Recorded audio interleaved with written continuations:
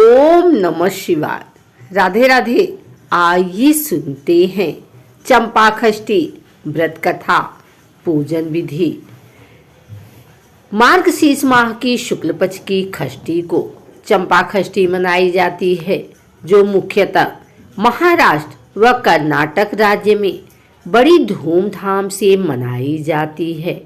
कई जगहों पर मार्गशीर्ष माह की षष्ठी का चंपा षष्ठी के नाम से भी जाना जाता है।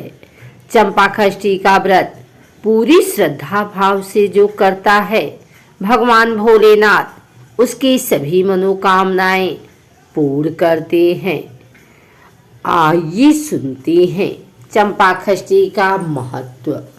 पुराण के अनुसार यह पर्व भगवान शिव को समर्पित है तथा इस दिन शिव के मार्कंडेय रूप की पूजा का विधान है। यह उत्सव देश के महाराष्ट्र व कर्नाटक राज्य में प्रमुख रूप से मनाया जाता है, जिस कारण यहाँ के स्थानीय निवासी शिव जी के खड़ोबा अवतार को किसानों का देवता मानते हैं तथा कई जगहों पर भगवान शिव जी के पुत्र कार्तिकेय की पूजा भी की जाती है। इस खास अवसर पर स्थानीय लोग बाजरा व बैगन भगवान शिव को प्रसाद के रूप में अर्पित करते हैं, जिस कारण इस छठ को बैगन छठ कहा जाता है। मान्यता के अनुसार शिव जी की पूजा सच्चे भाव से जो करता है, उसके सभी कष्ट दूर हो जाते हैं और वह इस जीवन में सुखपूर्वक रहता है। वैसे तो बैगन छठ व चंपा षष्ठी प्रतिवर्ष मार्गशीर्ष माह के शुक्ल पक्ष की षष्ठी को मनाई जाती है। छठ पूजा के लिए आवश्यक सामग्री: एक चौकी, पीतल का लोटा, जल, पीले रंग का वस्त्र, दूध, सुपारी, शिवलिंग, फल, फूल, अक्षत, रोली व मौली, दीपक, पीपल के पत्ते, बैगन, बाजरा, चंपा के पुष्प, चंदन, पंचामृत, बिल्वपत्र, चावल आदि। बैगन छठ की पूजा विधि: मार्गशीर्ष माह की शुक्ल पक्ष की षष्ठी का व्रत रखने वाले स्त्री व पुरुष प्रातः जल्दी उठकर स्नान आदि से मुक्त होकर बैगनी रंग के वस्त्र धारण करें। इसके बाद सूर्य भगवान को जल चढ़ाकर पीपल व तुलसी के पेड़ में पानी चढ़ाएं। इसके बाद पूर्व दिशा की ओर एक चौकी बिछाएं, उस पर पीले रंग का कपड़ा बिछाएं।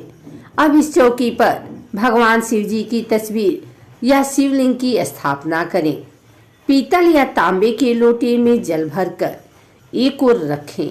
लोटे के अंदर सुपारी, लौंग, दूध आदि डालें, जिसके बाद ऊपर पीपल के पत्ते रखकर उस पर नारियल का गोला रख देना है।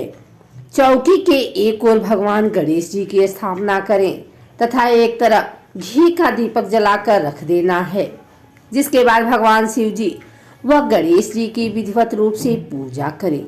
पूजा में जल, अक्षत, रोली, मौली, चंदन, चावल, कपूर, बिलपत्र, दूध, फल, पुष्प, बैगन, बाजरा, चंपा के पुष्प आदि चढ़ाकर पूजा करें।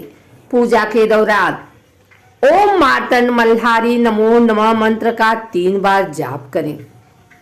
इसके बाद बैगन छठ या चंपा षष्ठी व्रत का कथा सुने। कथा सुनने के बाद आरती करें, जिसके बाद भगवान को प्रसाद चढ़ाकर अपनी पूजा को पूर्ण करें। दूसरे दिन पूजा में अर्पित की गई सभी वस्तु को एकत्रित करके किसी नदी या तालाब में विसर्जित करना है। चंपा षष्ठी या बैगन छठ व्रत कथा: एक समय की बात है, 2 राक्षस थे जो भाई थे।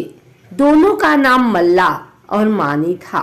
दोनों भाई इतने बलशाली व शक्तिशाली होने के कारण पृथ्वी लोक, पाताल लोक व स्वर्ग लोक को जीत लिया।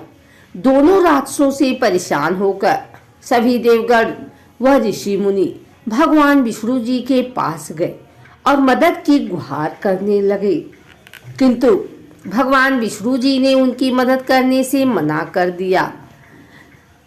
जिसके कारण सभी देवगण मिलकर ब्रह्मा जी के पास गए और सारा वृतांत सुना दिया, किंतु ब्रह्मा जी ने भी उनकी मदद करने से मना कर दिया। जिसके बाद निराश व परेशान होकर सभी देवता भगवान शिव जी के पास गए और आप बीती बताई। शिव जी को इतना क्रोध आया और उन्होंने भयानक बदबूदान खड़ोबा का रूप धारण कर दोनों राक्षसों को युद्ध के लिए ललकारा। भगवान शिव जी का यह रूप सोन और सूरज की तरह तेज चमक रहा था और अपना पूरा चेहरा हल्दी से ढका हुआ और दोनों राक्षसों से युद्ध के लिए भिड़ गए। और जब भगवान शिव जी ने राक्षस मानी को मारने के लिए जैसे ही हाथ उठाया तो राक्षस मानी शिव जी से माफी मांगने लगा और अपना सफेद रंग का घोड़ा खड़ोबा शिव जी को दे दिया और खड़ोबा से वरदान के रूप में मांगा कि जहां पर उसकी पूजा होगी वहां पर उसकी भी मूर्ति होगी। राक्षस मानी के इस वरदान को भगवान शिव जी ने अपना लिया और आज के समय में राक्षस मानी भगवान शिव जी के मंदिर में पूजा जाता है।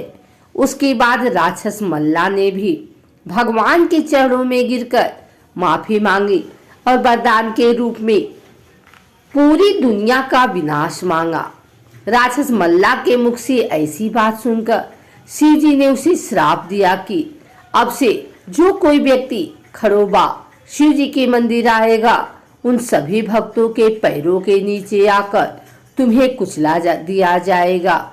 ऐसा कहते हुए राक्षस मल्ला का सिर धड़ से अलग कर दिया।